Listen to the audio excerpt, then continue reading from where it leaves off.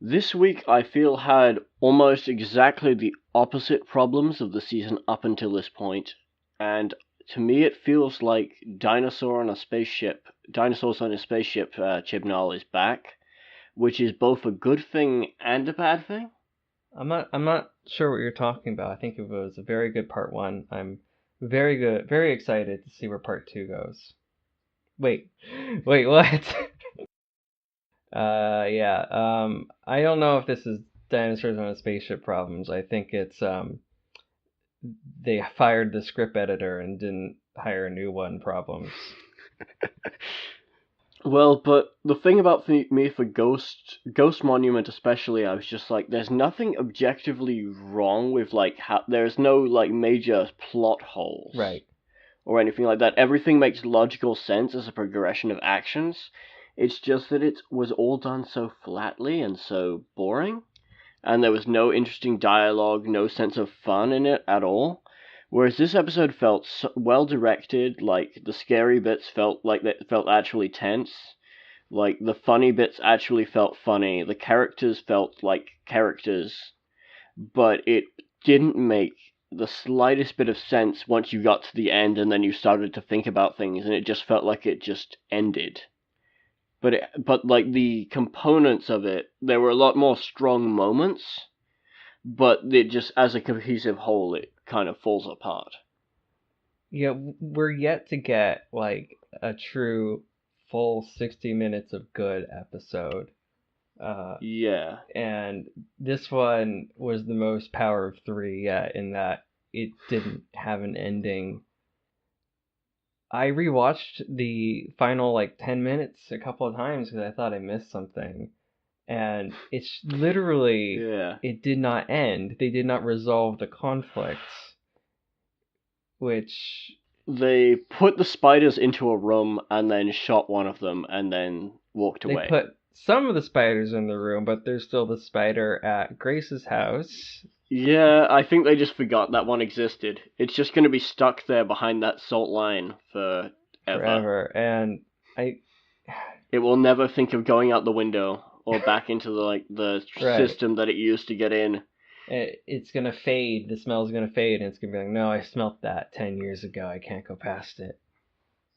Like, yeah, and they said that it wasn't just the hotel. It was all over South Yorkshire had these massive spiders, and those are still free to go.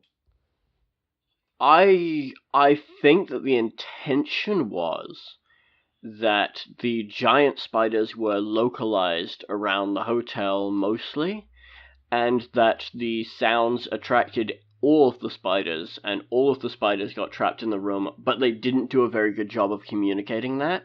And also, shutting things into a room is not a good resolution to a plot. Yeah, I mean, they're spiders. I'm pretty sure they can dig. They can get out a window. Very unsatisfying ending. And it's a bummer because about 20 minutes through the episode, I thought to myself, oh, it's clicking. It's finally clicking. That's exactly what I did. I was like thinking, this is great. He's finally got the Ed Sheeran conversation was, I felt, the funniest conversation, that the funniest lines that have been in Doctor Who since I guess Stephen Moffat was only here back in December, but it feels longer. But it felt like the funniest lines that they've had so far this season, that whole conversation. Yeah, the Ed Sheeran bit was great. I love the finger puppets in the background that Ryan was doing. The finger puppets in the background, yeah. Just like all of the dialogue with Yaz's family, like it all felt much more sort of funny and witty than the previous episodes. There was that spark to the dialogue that wasn't there in the previous ones, where they were just delivering exposition. Yeah, her family was great. The hotel people were never that great. Like, even in the first scene, they were a little bit, I don't want to say stilted, but not quite as sparkling in the dialogue. Yeah. Well, there were 3 hotel people, and I felt like they all had a distinct thing to them. Mm-hmm. I could so none of them were well, not Trump was quite a good character. We'll get to that. Yeah. But I felt like even with the supporting characters, I got a better sense of them as characters than I did in the Ghost Monument. Yeah, they were better than Guy and Girl from Ghost Monument. Yeah, where one of them was just like a stereotype of I trust nobody Han Solo type, except like turned up to a ridiculous degree, and the other one was like there. I guess she had a family and a dead wife, and that's it. Yeah, it's just a bummer because there was all this nice character moments. The pacing was good. It was an interesting mystery. It wasn't the problem solution thing I complained about last week. Yeah. It was just like a steady, slow burn mystery, and I should have known better than to expect it to end anyway, other than it did. Yeah. But I thought that it was going to end. I thought it was going to end. I'll say that. I'm just going to get stuck on that, I think, throughout this whole conversation. Like, you'll say something that was positive. I'll be like, yeah, that was good, but it didn't have an ending. Well, I think my biggest issue of it, as well as the plot thing, is that it feels like Chibnall heard my complaint in the first episode about the bit where the doctor says you had no right to do that after a guy shoves a person that the doctor has just put melting DNA bombs in off a crane. Yeah. And has decided to subsequently include a stupider version of it in each episode. So I think I said after the first one that I'm thinking it's an intentional character flaw. Now I'm not so sure.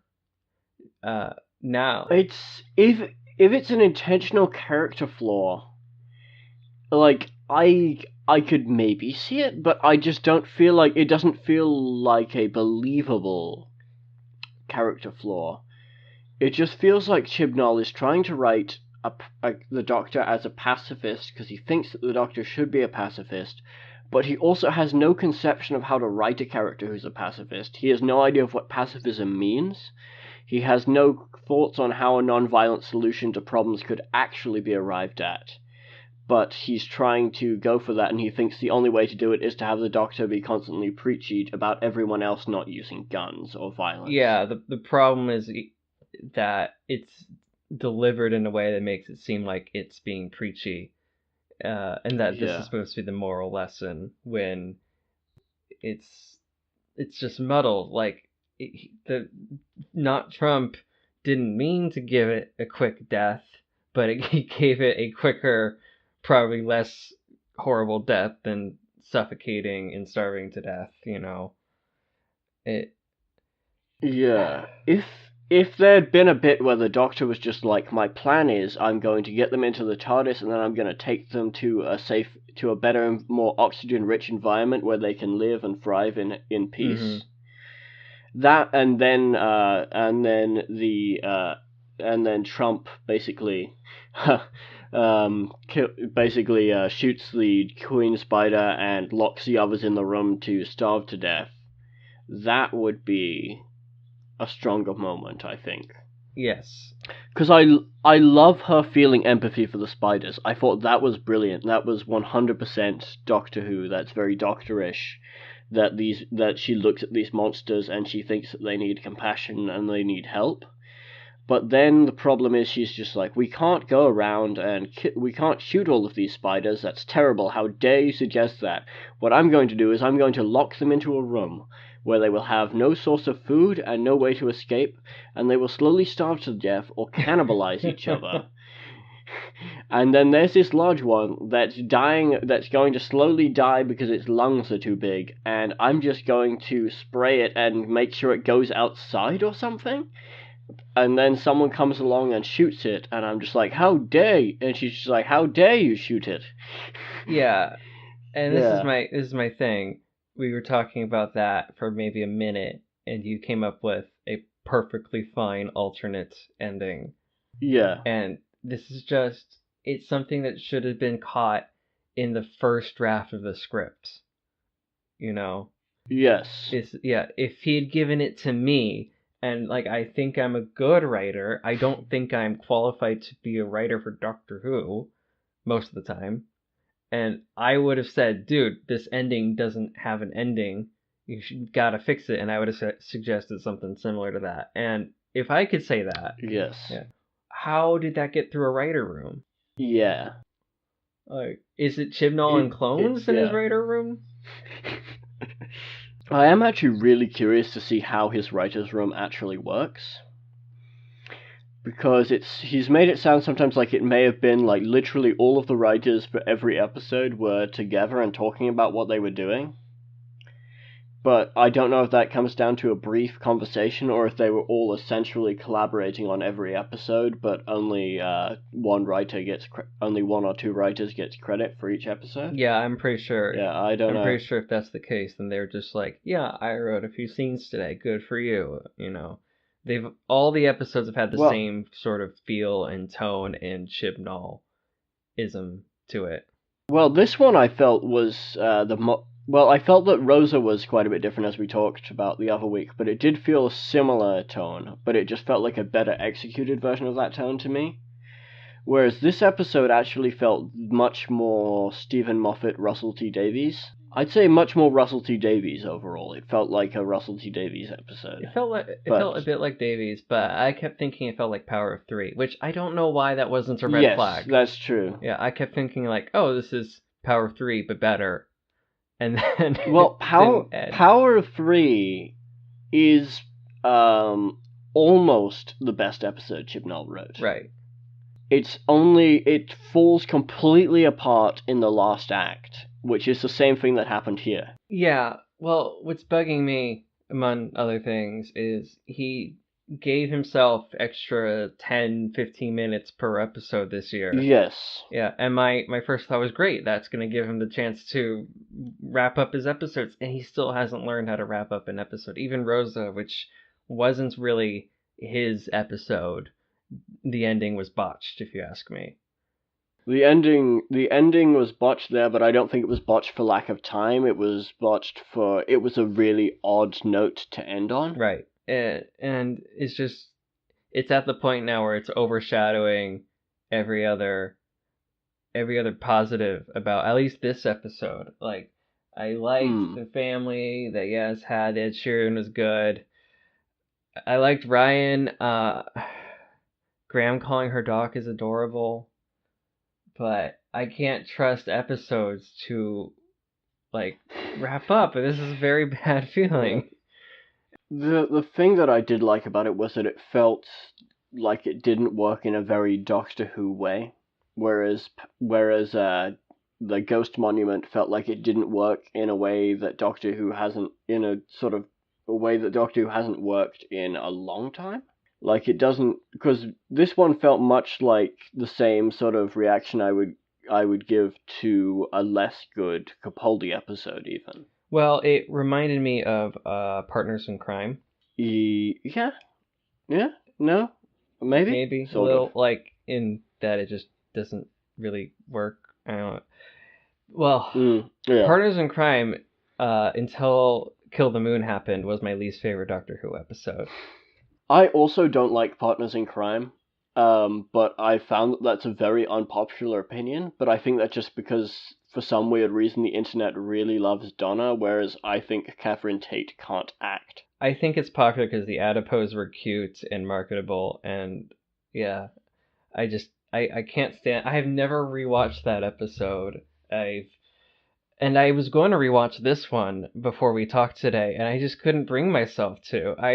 I wanted to see if there was, like, a throwaway line that helped explain the ending better, and I just couldn't bring myself to do it. I don't think there was. I don't think so either. Because I was reading stuff online, I couldn't find anyone who... I found a lot of people who were more confused than I was, which is pretty usual with a Doctor Who episode, but I didn't find anyone who'd spotted anything I hadn't spotted that sort of tied the plot together.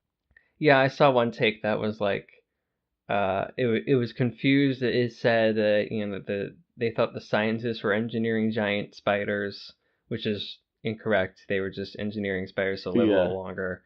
So there were some people that were a little bit more confused than we were, but I don't entirely blame them because I don't think it was very clear in the episode exactly what the scientists did versus what the methane did. I'm like completely forgetting.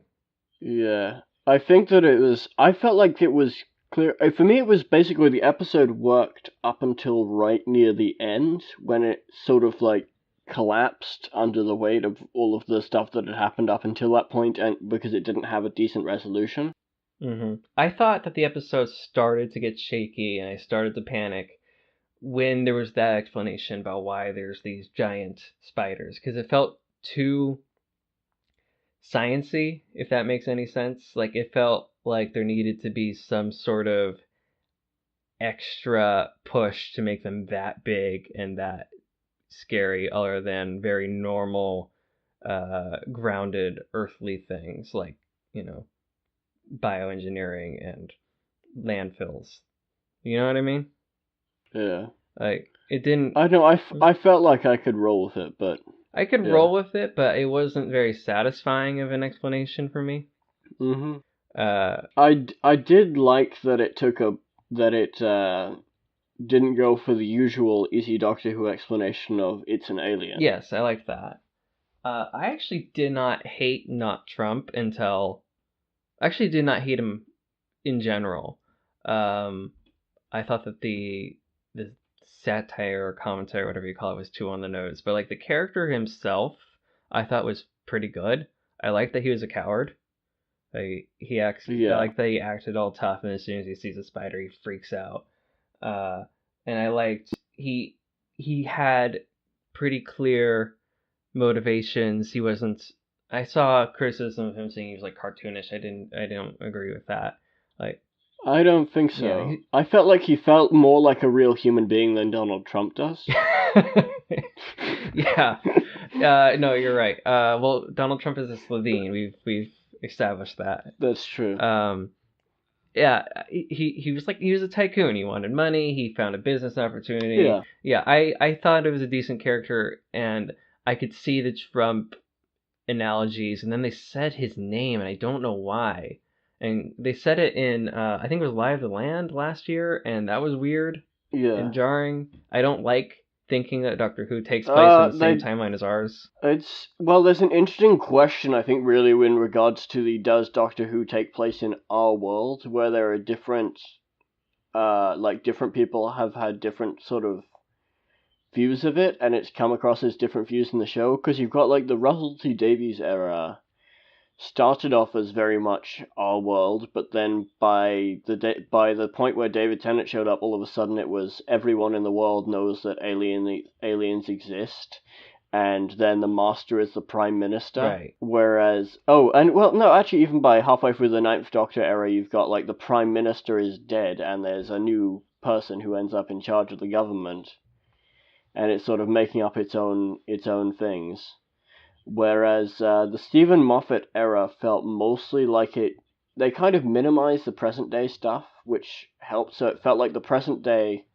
My preference for Doctor Who is the way the Moffat era does it, which is that the present day feels very much like our world, but we don't spend much time there, and when we do spend time there, it's sort of in a very kind of urban mythy, urban fantasy type. There's this odd sort of Doctor Who reality that exists at the edges of our world. Mm-hmm.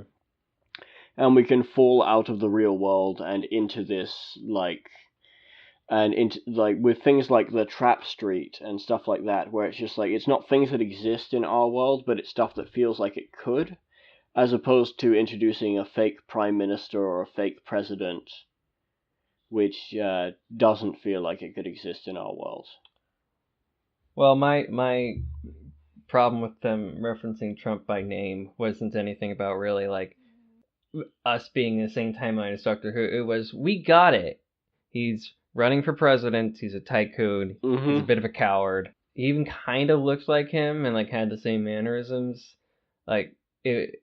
Yeah. We got it, Chibnall. And then he kind of had to say it. And well, I felt it was a bit odd because it felt to me, to me, it was less a case of it tying it to the real world and more a case of the oddity of having both a fictionalized equivalent of Trump and the real Yes. Trump being referenced at the same time. Yes, that was weird. Where it's just like, I felt like I was supposed to be reading this character as being Trump, almost. He was quite literally mixing his metaphors, I think. Yes, it's quite literally a mixed metaphor. It felt almost like an attempt to be non-political by being like, this guy isn't Donald Trump, if that makes sense. I couldn't tell if it was like a both sides are bad thing, or if it was... I really don't know what the point of the commentary was, and I liked the character himself. It was just like, what is Chibnall trying? What's his point here? And I don't think there was one. Kind of like the episode in general. I don't think there was a point. Yeah.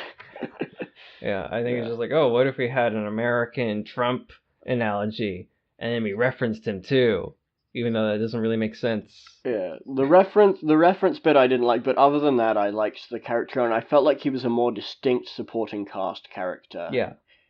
Than previously. I was going to say, it's also just occurred to me right now that part of the problem with the resolution of this episode, as well as the fact that there isn't really one, which has also been the case, I think, in the previous two stories in bits, which I think is just creating a kind of a worrying trend, is that the Doctor seemed a bit ineffectual. I can sort of see that. In the previous episode, she has to be ineffectual, and we discussed it, and you were more on the other side, where you were saying that it felt like they shouldn't have tried the story at all because the Doctor can't fix everything because it becomes offensive if the Doctor solves civil rights or like inspires Rosa Parks, which is so it requires the Doctor to basically take a back seat.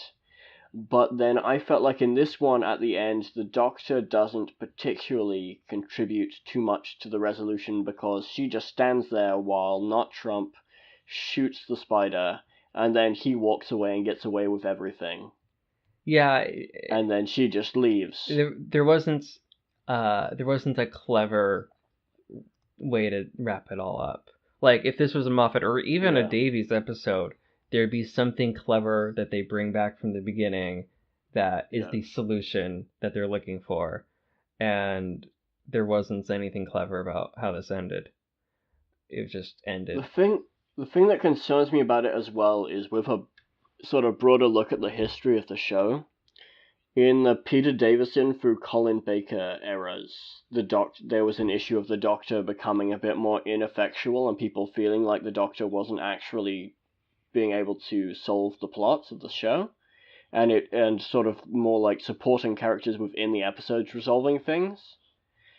And that was one of the things that I think damaged the show as it was going into the 80s. And then you had the Sylvester McCoy era was basically, to compensate for that, they sort of went with a full sort of like master plan Doctor who's cleverly plotted 12 steps ahead and is taking out the Daleks and the Cybermen. And I think the new series borrows a lot of that from the Sylvester McCoy era, and from then just sort of the Doctor being generally sort of very good at what he does and solving all of the issues from the earlier eras of the show. Whereas here it feels like they're falling back into the trap a bit of the Doctor seeming like a bystander. And I think that's especially dangerous when we're talking about the first female Doctor. That people could end up equating the Doctor's ineffectualness with it being the first female Doctor. Yeah, I think it's starting to be a little bit of a running theme. Other than in the first episode, she hasn't really been the reason why they get out of it. I mean, because Rosa Parks does it herself. The ghost monuments, she did the EMP thing to get him out of the robots. That wasn't really that much of a big deal. Well, I guess they would have died if she hadn't done it, but you know what I mean, right? It's not a big moment. But it's not the climax of the episode. That's what I was trying to say. Yeah. The climax of the episode was, hey, how about you guys just take the victory yourselves and split it? Like, that wasn't very... Yeah. And then I'm going to give up for 10 seconds because the TARDIS isn't immediately there the first time I show up. Yes. Exactly. And then in this one, it's kind of the not Trump shoots it, and that's kind of how it gets resolved. I can see it. I think it's just completely Chibnall at this point. I think I think it is, yeah. He just can't end an episode. He's kind of like J.J. Abrams, but worse. That's very cruel. It is cruel. You know my opinions on Abrams, and because he's like, and you know mine. And I know yours. It's because it's Abrams, except the first 2/3 of the episodes don't quite trick you as hard as J.J. Abrams scripts do into thinking that they're going to be good. I felt like this episode did, really. This one did. It really, for the first 2/3, it had me really going. Honestly, it's sort of a weird case for this one, where it's the opposite of Ghost Monument in so many ways, because with Ghost Monument, afterwards I was just like, this didn't work, and I'm trying to work out why. Whereas with this one, I was more like, I was entertained, but I'm also aware that there were serious structural problems with it. But I was consistently entertained up until around the end. I'm not sure if I'm agreeing or a little bit opposite of you right here, because I was entertained all the way through on Ghost Monument, and as soon as this episode ended, I was like, wait, that didn't work. Even though I was entertained for like 40 minutes, as soon as it ended, like, my opinion just crashed of it. And with Ghost Monument, like I said that week, I was able to look past kind of the structural flaws to see the other components of it that I liked. And I can't do it this week. I can't. I keep going back to it, but it's so annoying how glaring it is. I don't, like, my brother could have caught that, I think. And he's 15, and I don't think he knows what a plot arc is. The odd thing for me is just that, like I said, the fact that it's got a completely different set of flaws to the previous episodes. Right. Where it feels like if you balanced out this and Ghost Monument, you could have an episode that was tightly plotted, made sense, and had good dialogue and good character dynamics. So why didn't he write an episode like that? Unless that's what we're going to get next week. I think he's more comfortable writing England than he is writing other planets. Yes. Yeah. And that explains. I've been saying that I liked the dialogue in the first half a lot more, and the family dynamic and all that. But this, I just remembered, in the scenes where Yaz is with her mom at the hotel, and they get caught by not Trump, they make no sense. Oh, so there's one scene which just is really bizarre, which is the bit where Yaz shows up at the hotel, and then all of a sudden the bodyguard pulls a gun on her. Right. Which is 100% illegal under UK law, as the head writer of Why on Earth Does It Exist? Law and Order UK should know. Well, you can just Broadchurch, but... Yeah. I thought it was funnier to say Law and Order UK. It was. But then, and Yaz does not bring up the fact that she's a police officer and could have him arrested for this. Exactly. Which feels like that should have factored into the scene in some way. And then he's like, let's go upstairs to the hotel room and see how messy it is because there are a bunch of spider webs in here.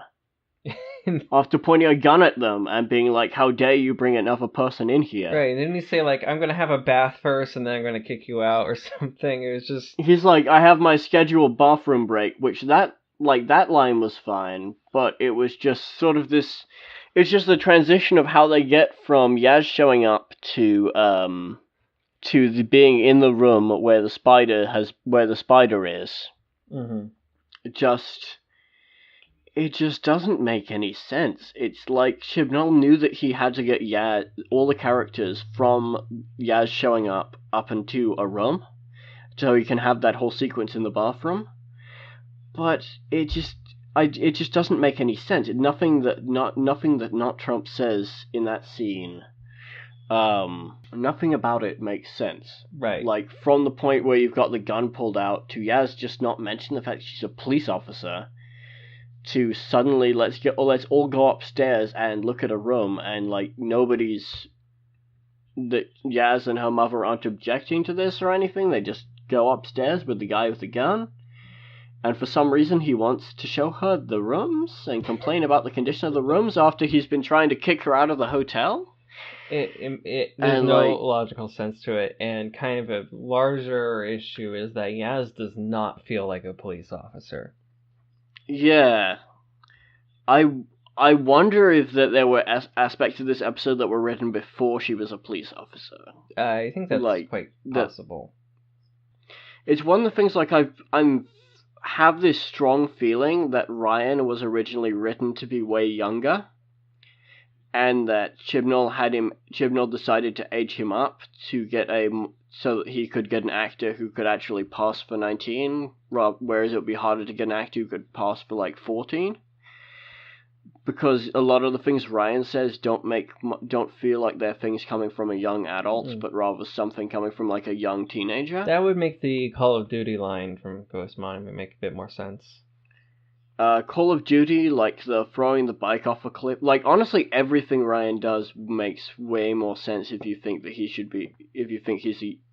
if you have him as a 14-year-old or something rather than a 19-year-old. But I mean, it's possible, but it just feels off to me. I'm distressed by how much that makes sense, actually.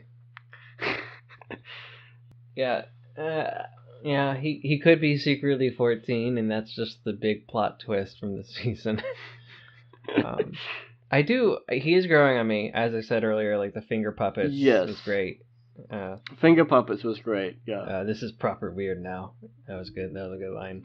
Yeah. Graham is still great. Yeah, as after I was like, this is growing on me. I'm like, wait, what? Why are you here? I like your family, but what do you do around here? I like Yaz, but they seem to really have difficulty finding her a role. Right. The funny thing is, I feel like that whole scene in the lobby would make way more sense if what happens is he pulls the gun, Yaz is just like, that's illegal, also I'm a police officer.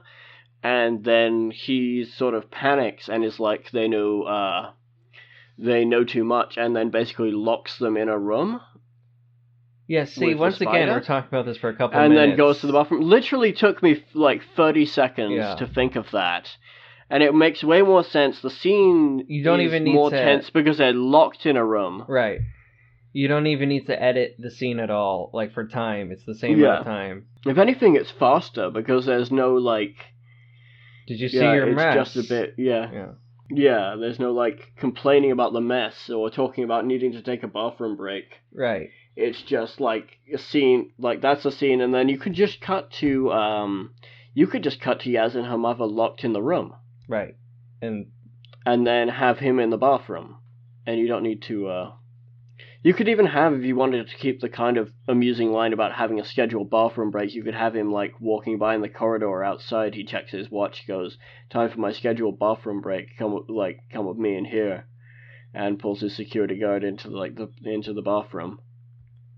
Yeah, and there you go. You fixed it. It took, what, 90 I fixed it. seconds? It took me 90 seconds, yeah. And that's, It's like you said, though, the fact that he has a writer's room is... Surely the entire point of a writer's room is to catch things like this. They have to just be Chibnall clones. Yeah.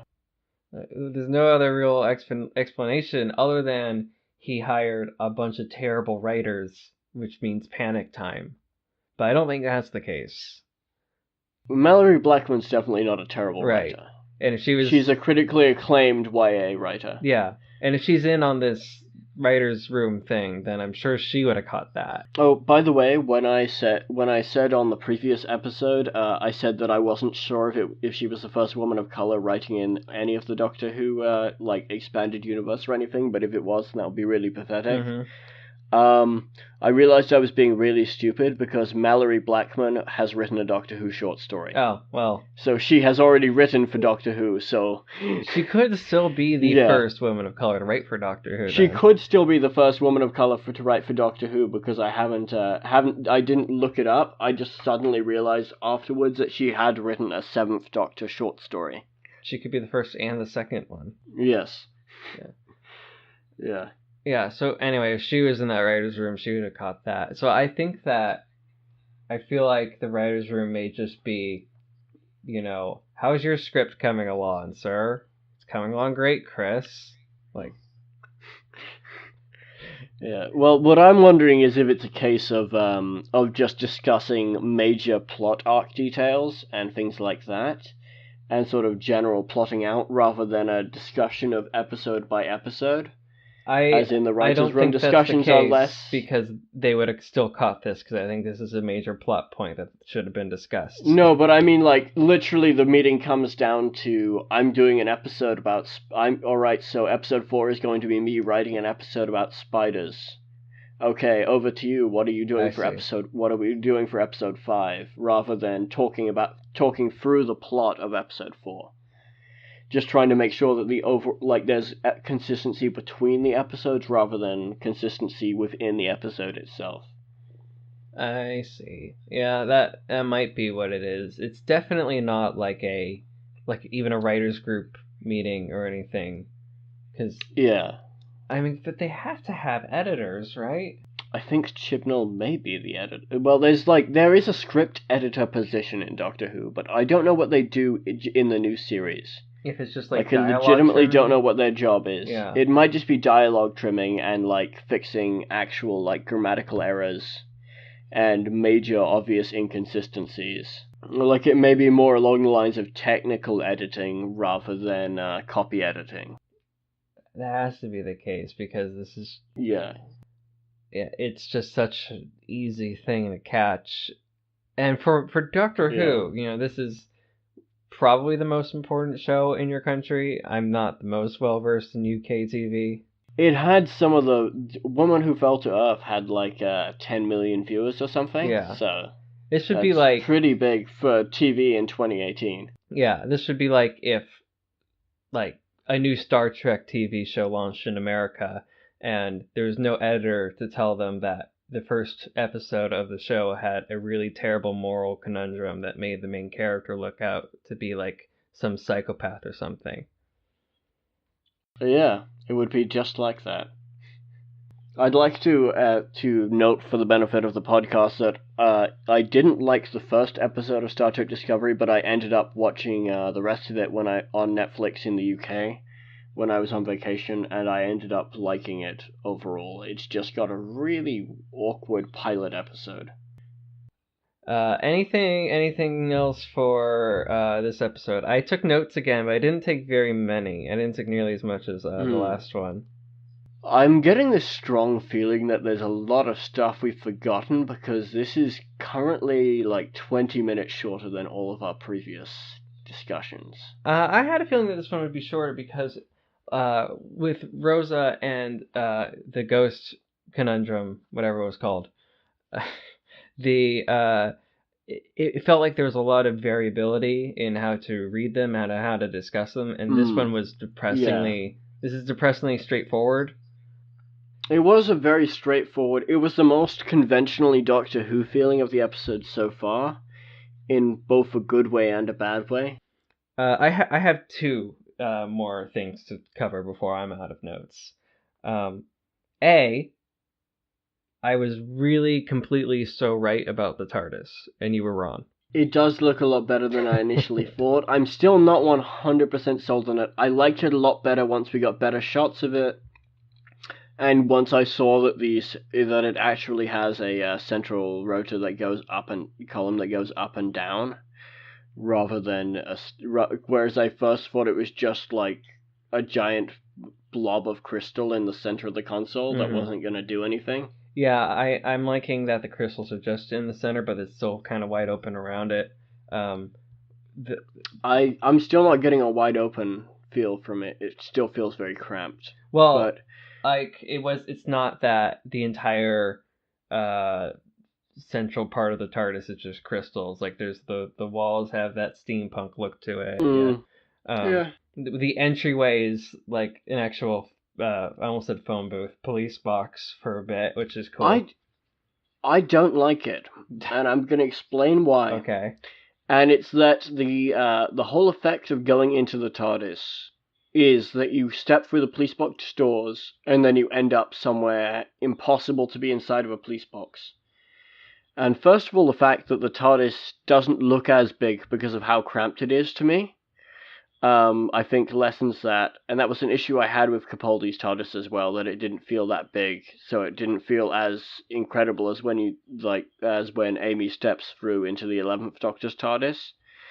But I think having the full police box, except for the back wall, doesn't feel like you've stepped into something that's impossible to be inside of a police box. It feels like you've stepped through the back of the police box into a separate area. I can see if that makes sense. Yeah. It doesn't feel like it doesn't feel like the TARDIS is supposed to be inside the police box. It feels like the TARDIS is just linked to the police box. It feels...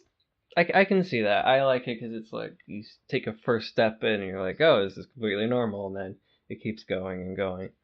I think the thing for me is that I feel like the first step should be the step into weirdness, or it could be what could be interesting is if you had a sort of gradual transition in that you have a police box that sort of as it goes along it becomes more TARDIS-y.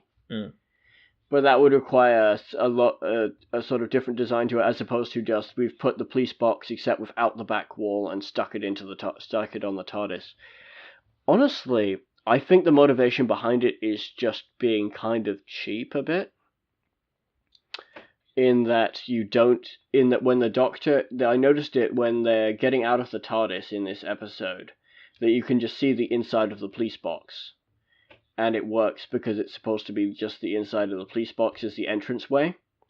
But I can't help but feel that they deliberately made it that way so they didn't have to CGI or put black backdrop over the inside of the TARDIS when they were filming exterior shots.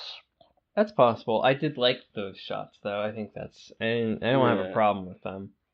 I still think that I do like the exterior shape of the police box in terms of how it's very subtly different from the previous ones, but I like it better than the previous new series ones. It's very, very subtly different. I don't even know exactly how it's different, other than it's a little bit different. Yeah, it's basically just a bunch of minutia, but I feel like it gives an overall nicer shape to it. Yeah, it's cool. I like it. Whereas, the Capaldi ones and the David Tennant Eccleston one were just kind of a bit too chunky, if that makes sense. Like they were too wide and tall, in that it feels, and so it threw the shape off for me because they made it a lot wider than a police box is, and a lot wider than the classic series ones were early on because they were trying to make it because they felt it was better for the way they were filming the series, but I feel like it just makes it look fat. Sometimes I feel like your true calling is interior design in HGTV. Sometimes I also feel like that. Have you ever... But then I realize that would cause me to have to exist in a world where I care about, throw cushions, and I don't. Have you ever heard a sports fan talk about jerseys? I feel like it sounds like me talking about TARDISes. Yes, it's so weird. You wouldn't think sports fans to care at all about fashion or clothes, but you ask them to talk about jerseys or helmets or hats, and they will go off about how the matte needs to go on the helmet, or the white didn't match with the purple this time, they should have used black. It's really weird. Anyway. Well, I feel like a lot of the time it comes down to just looking at things and being like, does this look as good as the thing used to, or does it look better than the thing used to?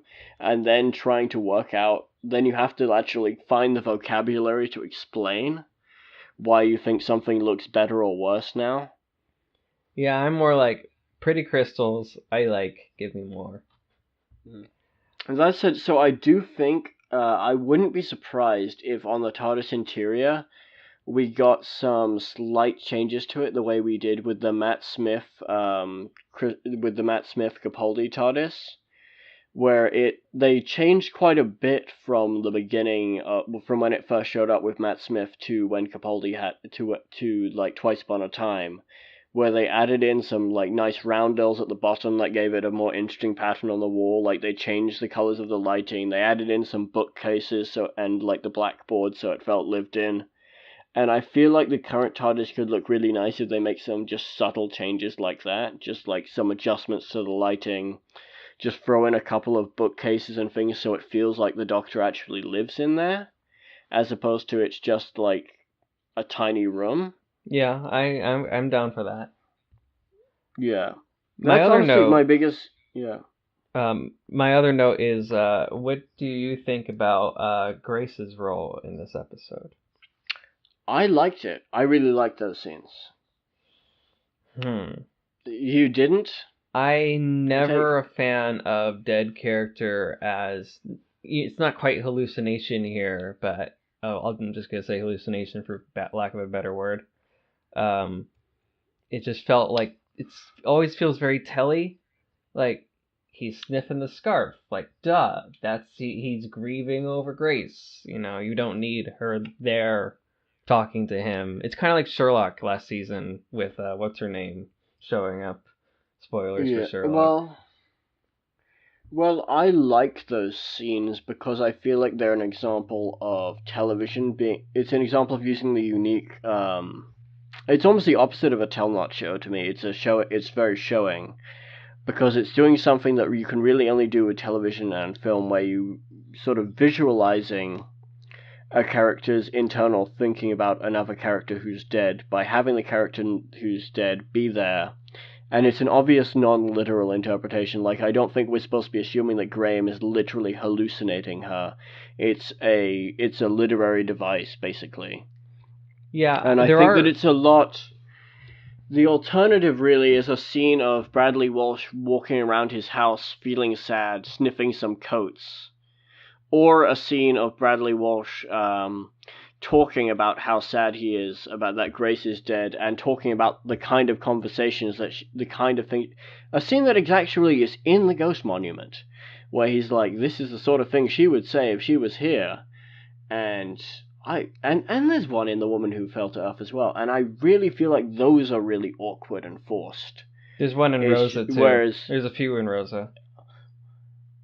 Yeah, so you know what? I will trade every single one of those moments for just a nice, like, Grace is there, and Graham is just imagining the things she would say, and we just take it that these are things that she's imagining. I like it better when there's nothing verbal. Like, I'm blanking on the name of every show and movie I've seen that does this, but there's plenty of them where, you know, someone goes back to the home of someone who's died, and there's just very quick cuts to flashbacks that's kind of out of focus of just things happening, and it's very clear it's just kind of memories rushing back, and it's not a dead character talking to them, even though it's clearly not literal. And some shows cross the line entirely, like the second season of 13 Reasons Why crossed the line, but they never were sure how to commit to it, whether that this person's hallucinating or it's supposed to be a ghost or it's just a literary device, and it was very confusing. Just side rants. So I'm also just a little bit worried that this is going to keep coming back, and it's going to get like increasingly more and more obtuse and prevalent. Yeah, I have a feeling it's going to come back. Yeah, and that's my big concern, because it's not really a trope that I like, and I mean it's not bad. Like, I wasn't cringing or anything when it happened, but I was just like getting a little bit of a red flag about this could be a recurring thing, and I'm not gonna really like it. So it's now occurred to me that I'm wondering if the funny thing is I'm wondering if the scenes in the previous 3 episodes where... I don't think in The Woman Who Lived, so Woman Who Fell to Earth. But in the other 2, I'm wondering if the scenes where Graham is saying, like, I can't help but wonder what you're saying, like, this is what I think Grace would say if she was here. If those were written as being scenes like that one, but for whatever reason it didn't work out due to practicalities or due to, like, or due to just cutting things from the script for time. Because it does feel odd that all of the episodes until this one had a scene where he talks about things that he imagines her saying, and this episode he's imagining her saying things. They don't strike me as things that were written to be like that. They seemed more like normal. Yeah. This is what someone that recently lost somebody would say things. They felt very telly to me. I didn't like them. A bit telly. The one that I especially don't like, and I didn't mention it at the time, is the one in The Woman Who Fell to Earth, where the doctor gives her speech about keeping her family with her, which is pretty good, but then Graham follows it up with, "That's the sort of thing that Grace would say." Yeah, that wasn't the best line. Which it just feels really awkward. It feels like this bizarre attempt to kind of equate the Doctor and Grace, but then it also feels really unearned and really bizarre that it doesn't feel like that would be a line anyone believably would respond to that with. The one that stuck out for me was in Rosa, where he's like, "She had a T-shirt, the spirit of Rosa." Just felt like a really big coincidence. Yeah, to be honest, a lot of that episode the thing that felt odd to me, but it was kind of a case of Mallory Blackman and Chris Chibnall probably have a better sense of it than I do, but it felt very odd to me how sort of obsessed with Rosa Parks a bunch of people from the UK were. Right. Yeah, that felt weird, especially because they were towing the line of, Grace had a T-shirt about Rosa Parks, but Ryan doesn't know who she is. That was a little bit weird. I forgot to mention that last week. That is really odd. Yes. Yeah.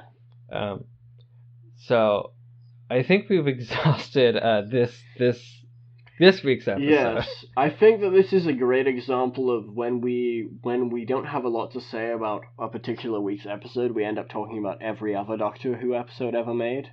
Right. Because I feel like of the 56 or 57 minutes we've been talking so far, somewhere around that, I think probably about maybe 20 minutes is directly discussing this episode. I'm going to say 30. Yeah, it might be better 30. In post. I do think it's not really our fault at all. I think it's very straightforward. No. Yeah. Yeah. Both in just how the plot is and how our reactions are to it. So I've hit all my notes. If you can't think of anything, I'm fine with going into the final thoughts. We're not like that early. No, yeah, we're about the point, but once we get the final thoughts, we'll be about the same we usually are. Yeah. I'm not immediately thinking of something. I'm sure that the moment we end this conversation, I'll remember the 12 or something things that I had to say. Yeah, probably. But, yeah. Okay, final thoughts? Yeah, you want me to go first? Yeah, if you want. Okay, so we're not going to have the same number score this week. I can guarantee that. Okay. I said it a few times. I'm just going to reiterate. A junior script editor, fresh out of Creative Writing 101, could have caught this script did not have a proper ending that resolved the conflict, and what little resolution they attempted made no sense and actually painted the Doctor in kind of a cruel, inhumane light accidentally. So my grade for this episode is incomplete. Because if I was a teacher, I would say you did not follow the prompt. You have an incomplete assignment. Redo it. Turn it back incomplete. And then you get a grade. So, yeah, I'm not giving it a number grade because it didn't have a full story. And it hurts me to say that because that's like the most, cruel, heartbreaking grade you can get from a teacher. But that is where I am standing, and it took me a while. I was kind of going back and forth all day, like maybe a 5, 6, and then I realized, incomplete is probably the best way for me to wrap it up. And it sucks because I was so on board for 20 or 30 minutes, and yeah, and then it ended. Yeah, I'm trying to come up with an actual number grade for this, and I'm finding it difficult. But now I have to have one because otherwise I'm a copycat. But the thing for me that I keep coming back to is that this episode was a lot of fun, especially for the first 30 minutes. Mm-hmm. And I think that goes a long way to making up for the fact that it doesn't have an ending. But it doesn't have an ending. And it does have the worst case of the comic book ethics so far, and I feel like that's going to be a recurring thing in every episode Chibnall writes. And I am definitely not looking forward to it. I'm cringing. I'm just bring me back the tired questioning in every episode whether the Doctor's a good person or not because of the Time War. I'd rather have that over the Doctor just shouting at people, don't use a gun. It's much more moral if we just shove them into a room, or if I'd melt the person with a DNA bomb. I feel like we could have even gone a little bit more on not Trump and the guns, but I feel like people have talked about that elsewhere. I feel like people have discussed that a lot. Yeah. And it's funny because I am very... I do like the idea of, I feel like Doctor Who should be against using guns to solve problems. I do think Doctor Who should try and embrace sort of a pacifistic outlook as much as it can. I just don't think Chibnall's doing it well. He's not. Yeah. But so overall, I'd say this episode is probably... I gave Ghost Monument a 6, didn't I? And I like this better than Ghost Monument. I think so. I guess. So I guess I have to. So I guess I'm gonna give this episode a 7, but that feels way too high. But I think I'm just if I'm being fair, the fact that I like this episode more than Ghost Monument means that I have to give it a higher score than Ghost Monument. That's 6.5. If these score. Maybe a 6.5. I don't know, but I feel like if I'm being fair in any kind of way, that's how I have to do it. I should have just stuck with my gut and given Ghost Monument a 5.5. That would have solved this issue. Let's just say it's 1 point higher than Ghost Monument and leave it at that. I don't think Ghost Monument was 5.5 bad. I think it was... It committed the cardinal sin of a Doctor Who story, which is to be boring. Yeah, in parts. I mean... It's not the most rousing season overall. I don't think I'm gonna die on the hill of the Ghost Monument. Super underrated. It's got its issues, but I think the most I've enjoyed this season post pilot has been the first half of Ghost Monument. I think the most I've enjoyed this season was the first 30 minutes of this episode. The best I think that this season has gotten is Rosa. Although that again had its issues. I'm really looking forward to an episode that's not written by Chibnall with these characters. I could not agree more. But we're going to have to wait a bit for that, because next one is also a Chibnall episode. Are you kidding me? I am not. So far, every episode has either been by him or co-written by him. And I'm a little worried because we don't have an announcement of a single episode. I don't think we have any... We might have one announced episode that doesn't have a writing or co-writing credit from Chibnall so far.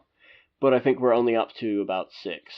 That makes no sense. I know even in series 1, it wasn't that many Davies episodes in a row, right? Yeah, it was the first 2 were by him, and then you had 2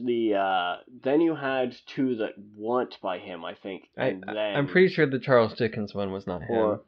Charles Dickens was Gottis. Okay. It might have gone straight from... Actually, I think it did go straight from Charles Dickens to Aliens of London, World War III. Yeah, so they're 4 and 5. So no, that's by Russell T Davies. So of the first 5 episodes, there was 1 that wasn't written by him. It was the 3rd one. So I guess this is pretty much the same. Yeah, I guess we can put it like that. I just think Russell T Davies is a stronger writer than Chibnall. He is, and that's not high praise. No. So my hope is that towards the back half of the season we're going to get less Chibnall episodes and we're going to get more episodes from other people, and that those other people are going to be good, because I have no way of knowing, because he's got an entirely new Doctor Who writing team. Like, there's none of the previous writers are back, so I don't know whose episodes to look forward to. Maybe his evil plan is to get everyone on board with the idea of this Doctor and this cast, but written by someone that's not him, and then every episode's written by him. So that there's always that optimism of, as long as Chibnall doesn't write it, it's fine. Yeah. I will say, I'm a little bit off the Chibnall. Well, actually, I'm like very off the Chibnall wagon. After the pilot, I was like, you know what? This is fine. This is totally fine. We're good, yeah. And it's not like I dislike anything right now. Well, I kind of disliked this episode, but like, not any more than your average disappointing Doctor Who episode, really.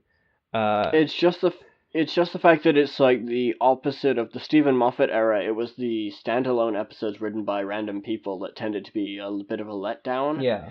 Whereas this season, it's the episodes written by Chibnall that I'm just like, can we please just go to someone else? Right. Like, when the showrunner comes back, it should be like, oh yeah, this is going to be a good one. And we shouldn't be waiting desperately for some person we don't even know to write another episode. Yeah. It is a really odd, completely different experience from, like, last season on Doctor Who. Because we had the list of episodes and list of writers in advance, basically, or like very near the start of the season.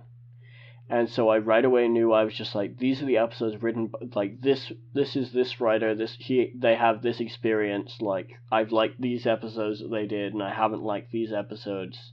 I'm really looking forward to the Stephen Moffat ones in particular, and I was really looking forward to, I've forgotten her name, Rona Munro's episode, because I really liked Survival that she wrote back for Sylvester McCoy, and she was finally back. Whereas this season, I'm just looking at the upcoming writers, and I'm just like, yep, don't know who that is, another Chibnall episode, and I'm not looking forward to that. Yeah. There's a specific episode where I'm excited. There are two specific episodes where I'm excited for the premise. And I'm not going to say what they are because you're trying to avoid spoilers, but I'm just excited for the premise. But I also don't know anything beyond a very vague conception of the premise. Well, I will say that whenever the first fully non-Chibnall episode is, it's going to be the most important one of the season, I think. It might be episode 6, but don't quote me on that. I say, like, in a podcast that's going to be recorded and put on the internet.